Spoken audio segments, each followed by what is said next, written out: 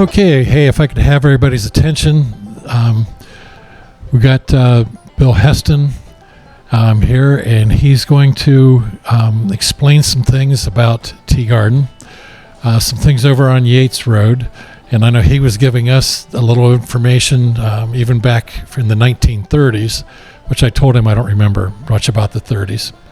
So anyway, with that, here's Bill and Judy Heston, and they're going to fill you in on some information about Tea Garden. And then if you have any questions, I'm sure he'd be happy to answer. Okay, thanks a lot. Bill?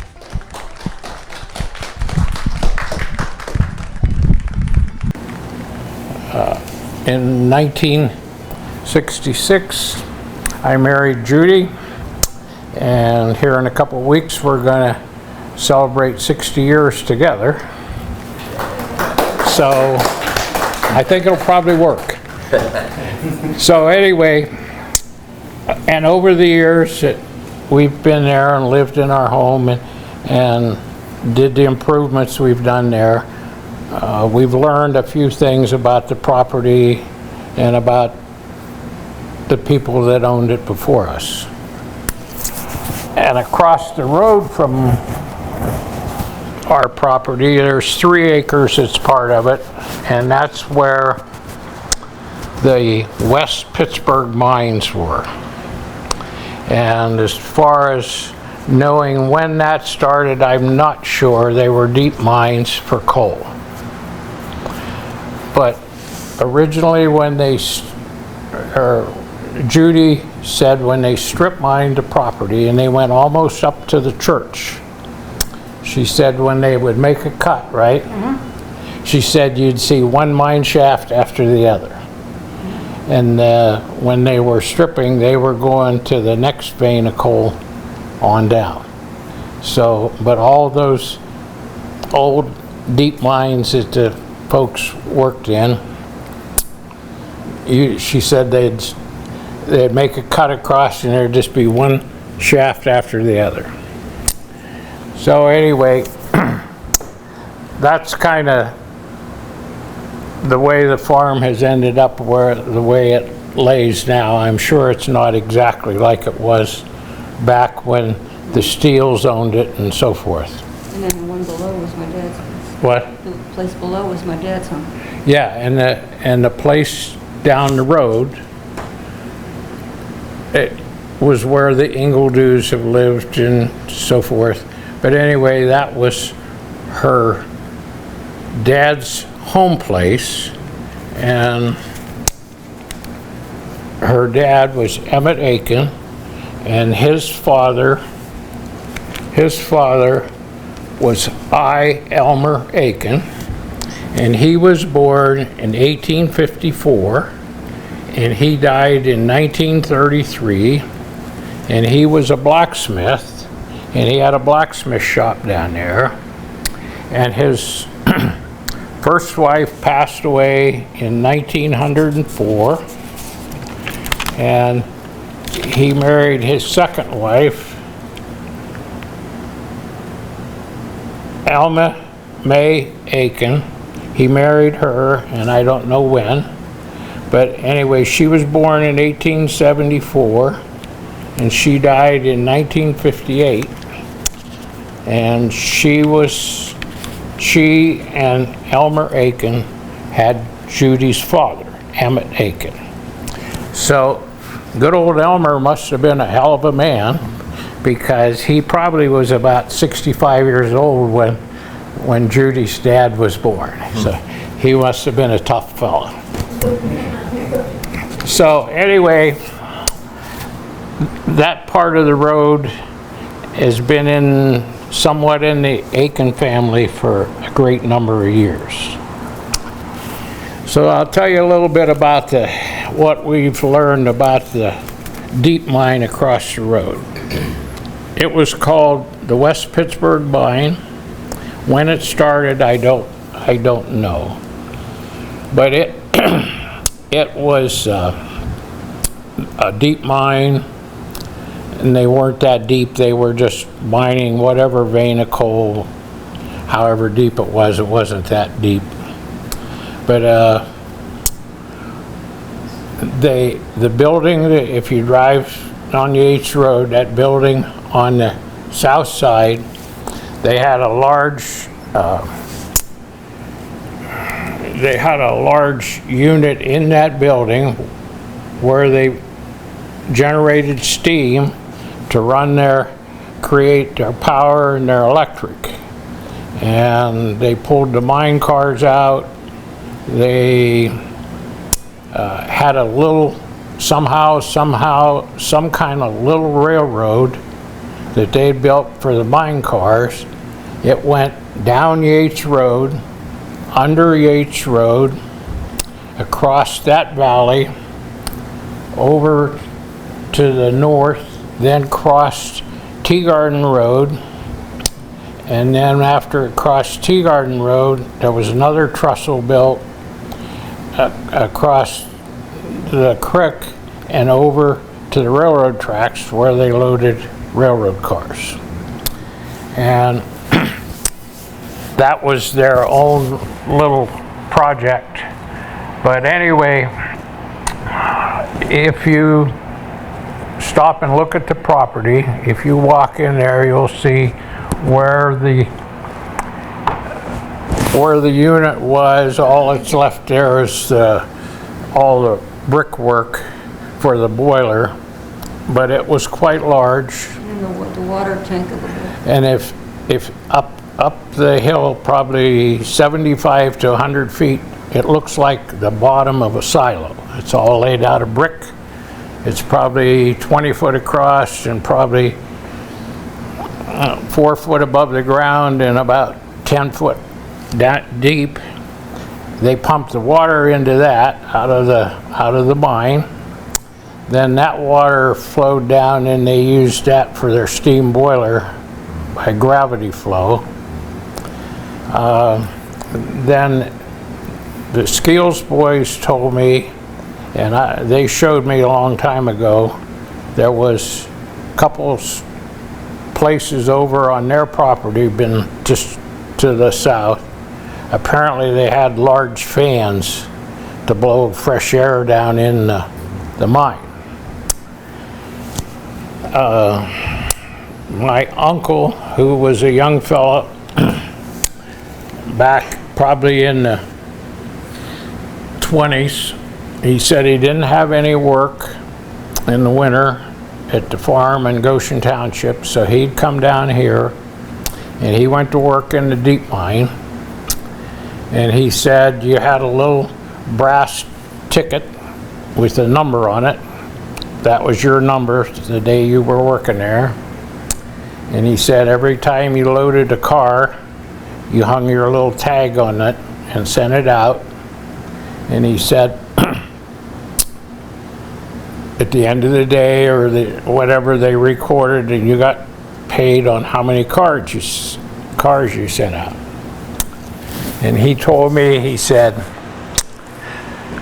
well, he said, you know, it was wonderful working down there. He said, it's only 55 degrees, you weren't cold. And he went on and told me that. And I said, I don't think, Uncle Glenn, that would be my idea of a wonderful place.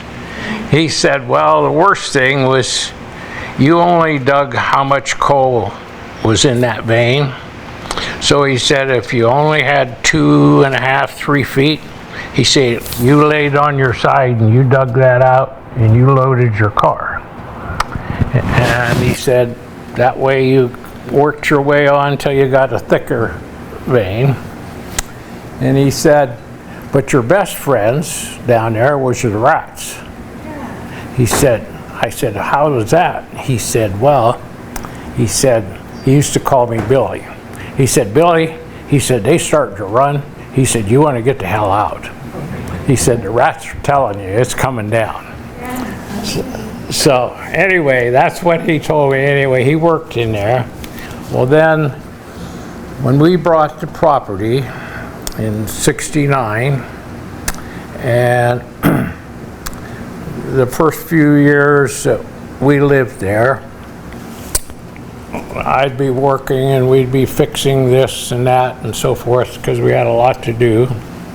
And anyway, somebody had stopped older gentleman had stopped. I worked in that mine, or we used to do this. Okay. A lot of them told me, and this story was the same from a lot of them, the mine shafts went as far over as Depot Road. So they dug a long ways. And so anyway, then when, probably in the 80s, when Skeel sold that ground that surrounds it on the triangle, they auctioned that property off, around that property. I think there was, what, 80 acres in Something like that. that. They auctioned that off, and the company that bought it was a coal company.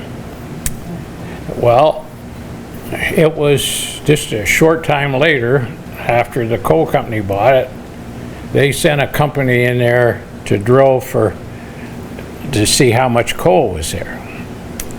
And our friends and Judy's old classmate, Mr. Farmer, Jack Farmer, he went over and talked to the guy that was drilling, and he said, have you found any coal?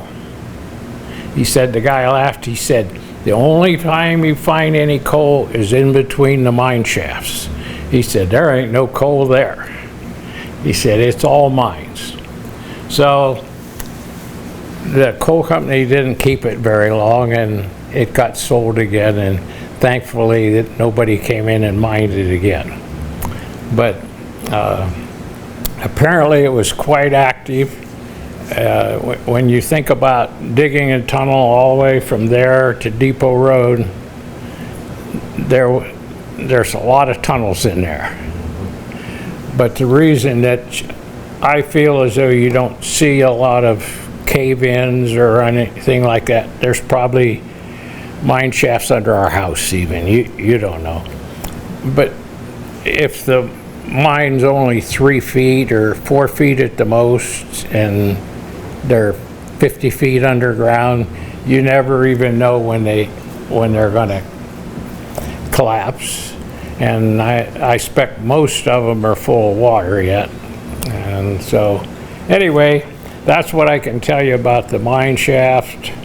Our property, you can go back and somewhere in there, I'm sure the Tea Gardens or the Blackledges or somebody like that owned it back in the early 1800s, because when you got a large piece of ground, when you bought a piece of ground, you bought a big section. So. Well, tell them about the two places then. Oh, yeah. If you look at our house and our barn and take out of your mind everything other than the house and the old barn.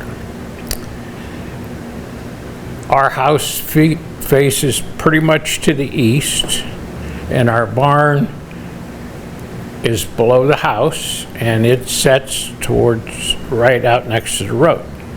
If you go up past the covered bridge to where Ed Farmer lives, and you look at that house and that barn, the two houses and the two barns are basically exactly the same. And the story we always got, that they were built for two sisters, and the two houses faced each other, and that way the sisters could see the other home. So, and probably it was one of the Tea Garden sisters or some of those back then that had, because we feel as though our house was built. I haven't ever been able to find the exact when it was, but right around Civil War area. And the only difference, our house has a different porch on the front, and there was a fellow lived there at one time, at least that's what your folks said. Stonemason. He was a stonemason, and he was kind of what should I He's say? an artist too. Yeah, he was an artist, and he designed the porch and put it on our house.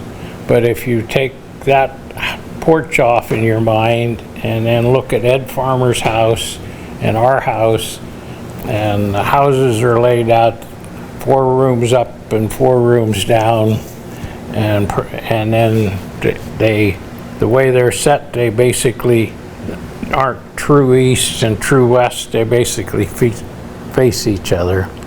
So that would have made a lot of sense, because you couldn't get on your phone or you couldn't get on your computer and call SIS and see what was happening today. So anyway, anything else I need to tell them? I don't know.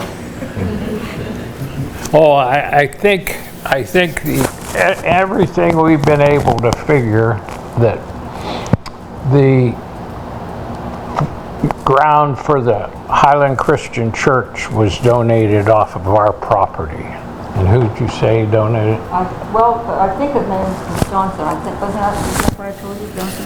In 1860. Yeah, it was donated. Formed in 1860. It was donated in 1860 for the church. So, And we found a deed. You found a deed that, I think it was that Johnson originally, he bought the land and he donated it. yeah, he bought the land and donated it, but apparently that was about it. And around 1860 was when the church was donated up there at Highland Christian Church. So, It was originally a log church. yeah. Then they built the structure that's there now. Yeah, so, and the church that's there now didn't have a basement under it until, I don't know, probably in the 70s. I would guess late 60s, 70s, somewhere. When I was little, there was no basement there. No Because, basement, no water, no bathrooms. and so, I would say that at that time, Walter Hartman was Mason, and he lived right in the house right below us. And he went to that church and he put a basement under that church. So it must have been quite a project.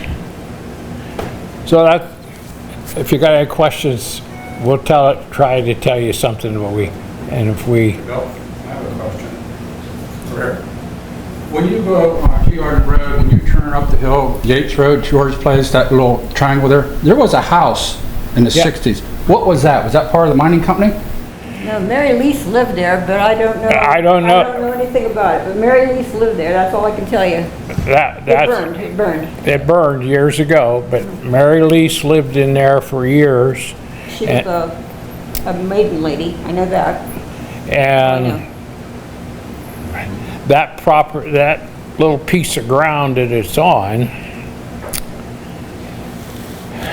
it went to sheriff's sale years ago after the house burnt. And it was Ludwig and I, right?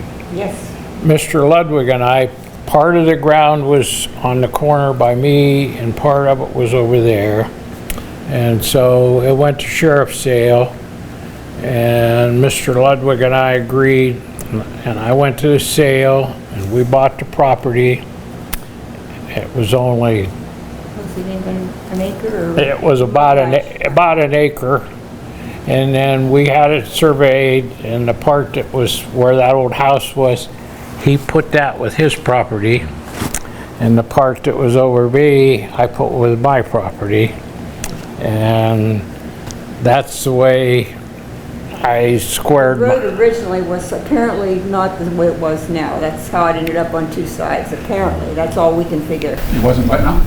The road apparently was not exactly in the same place down there where it joins Tea Garden as it is now, because there was properties on both sides of the road when they paid the sheriff's sale. yeah, and if you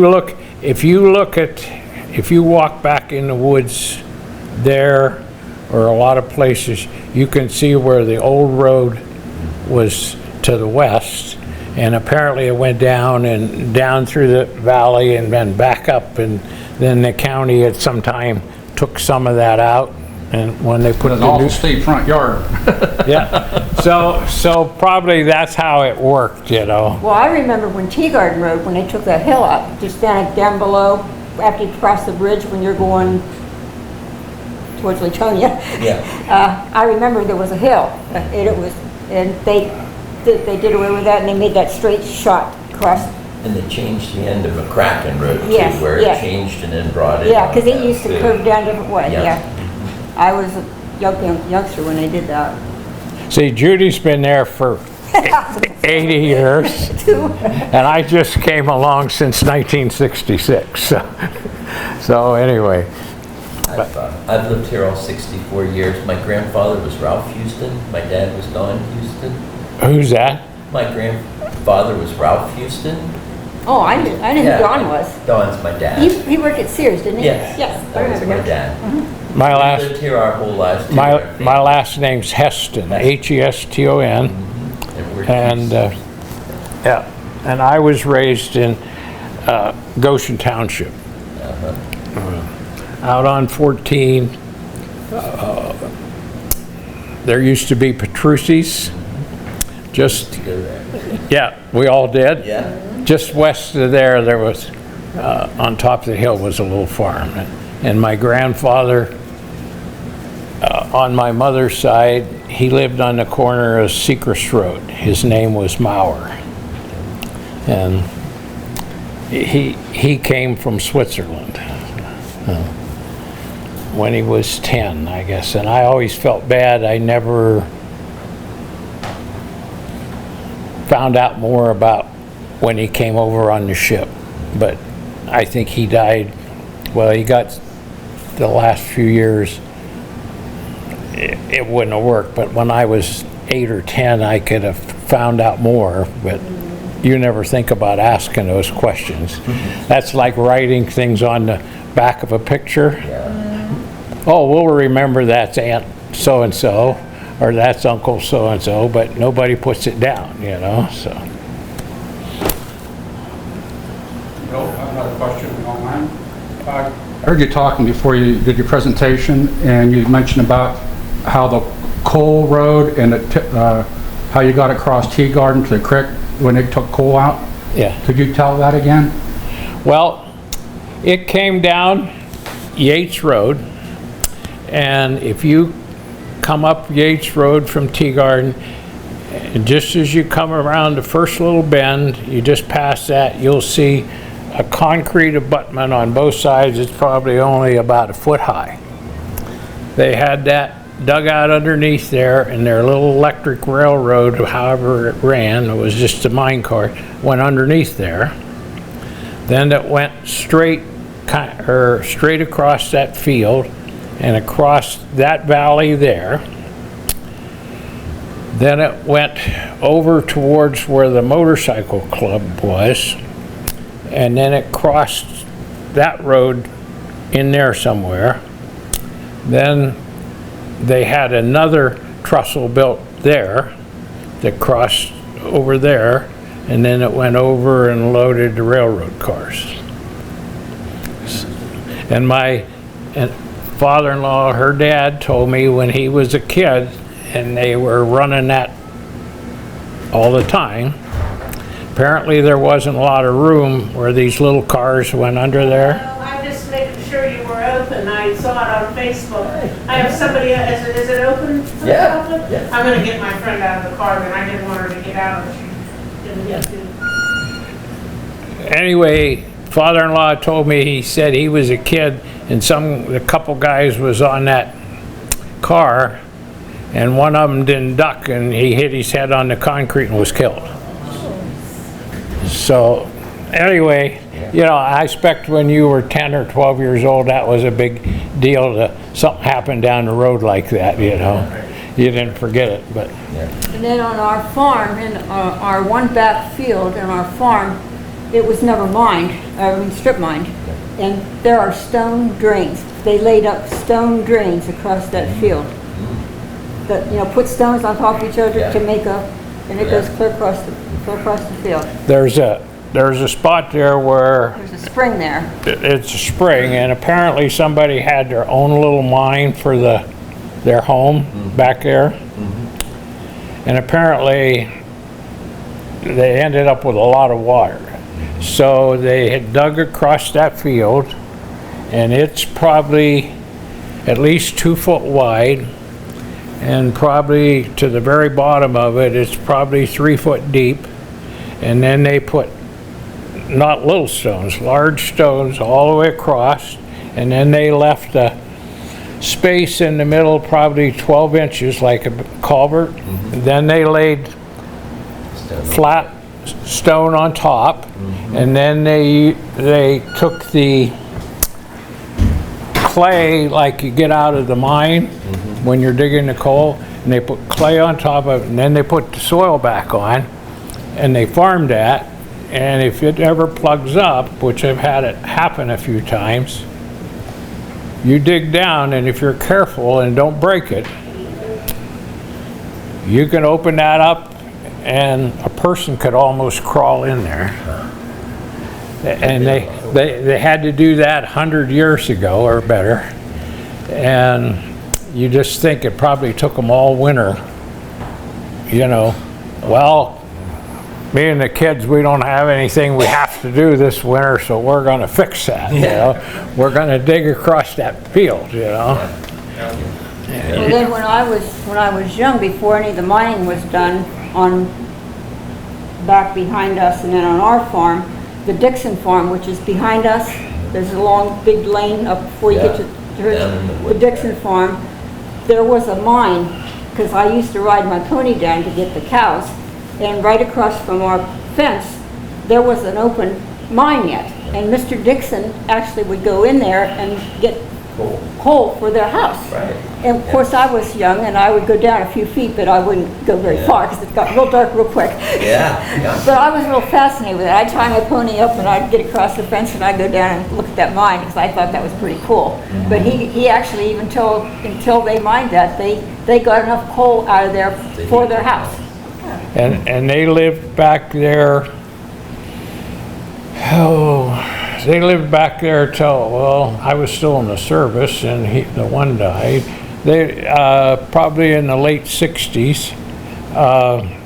Never had any electric. Never had electric back there. Yeah. And it was Mom and Dad. Mom and Dad, and Forrest was their son. And their son.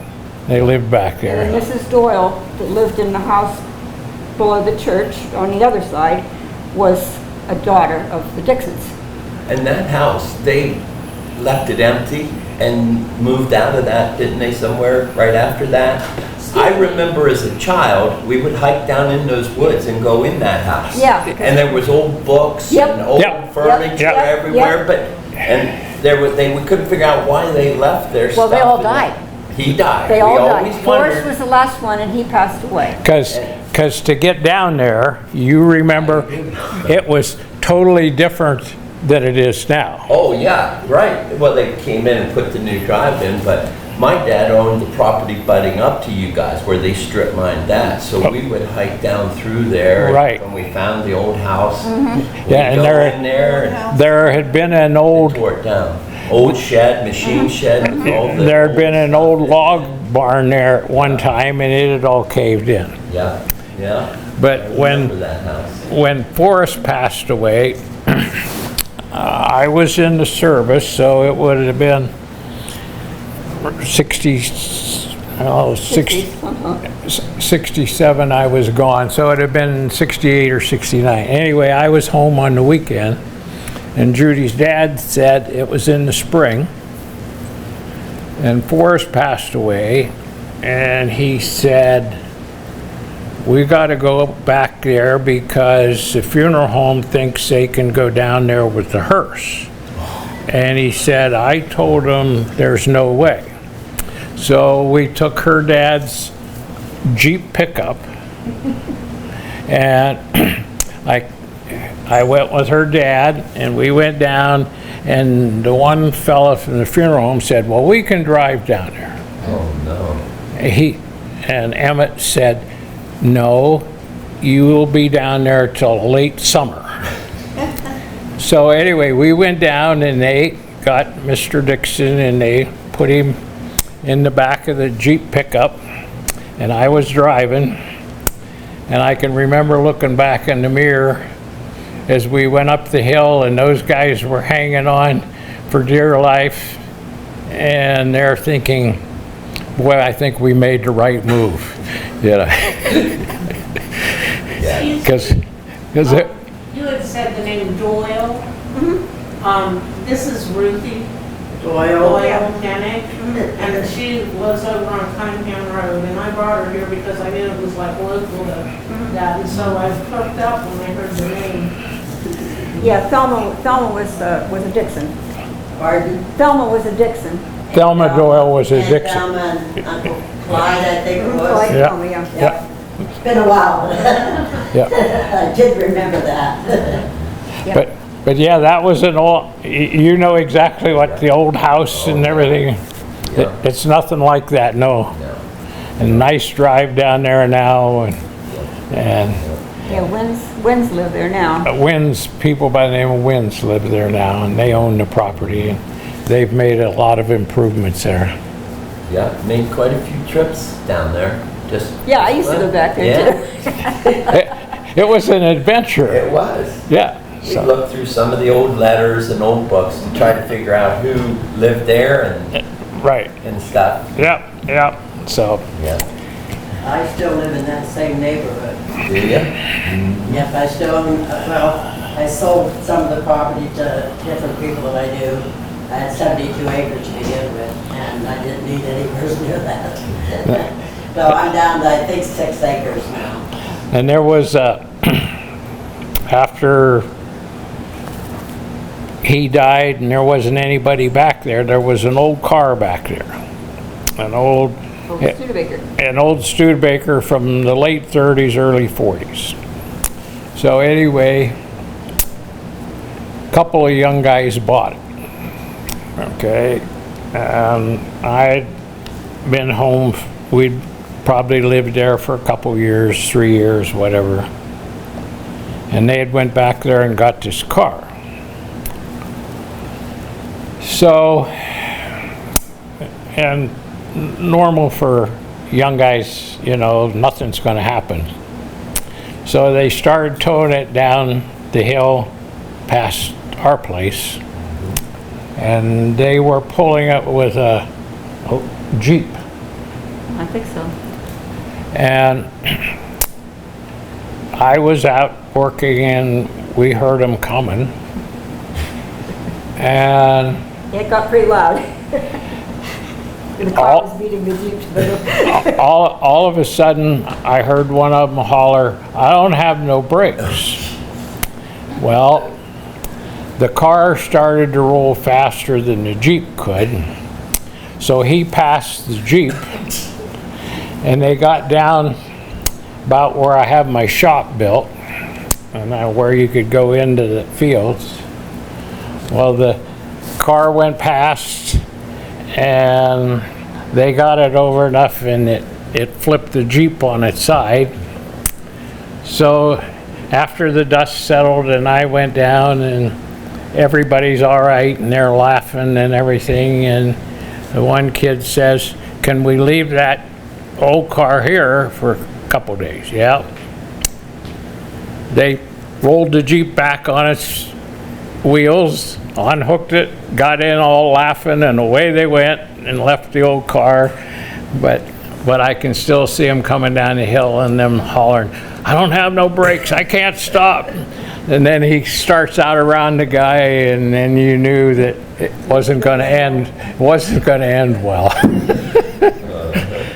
Okay, that's about all I can tell you about the side of the hill.